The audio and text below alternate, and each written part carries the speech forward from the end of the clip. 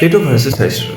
Who was right? Plato and Aristotle are probably the two most influential philosophers in history. What's even more interesting is that Plato was Aristotle's teacher, but Aristotle was not the kind of student who agreed with everything his teacher said just because he was the teacher. He was not on the work like many of my university mates who blindly accept whatever our professor posts or tells them to do without thinking critically. But he respected Plato. He learned from him. But he also challenged him, and that disagreement changed the course of philosophy forever. So, what were they arguing about? It all comes down to one simple question: where does knowledge come from? Plato believed that the world around us is imperfect. Take the word tree. You can show me a mango tree, an oak tree, or a pine tree. They all look completely different, as you can see. Yet somehow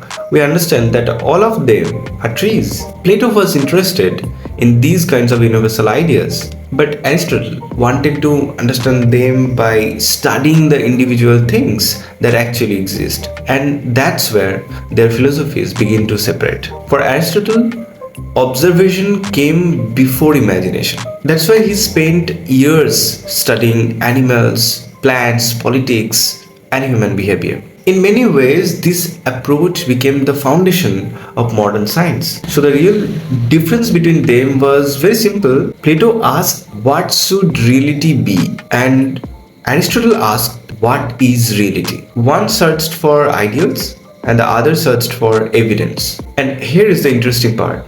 Even today, we think like both of them. When we dream about a better world, we're thinking like Plato. When we test those dreams with facts and experience, we're thinking like Aristotle. So who was right? Maybe that's the wrong question. Perhaps the reason we still remember both of them is not because one defeated the other. It's because progress needs both kinds of thinkers. Those who imagine a better world and those who figure out how to build it. Until next time, stay inspired, stay human.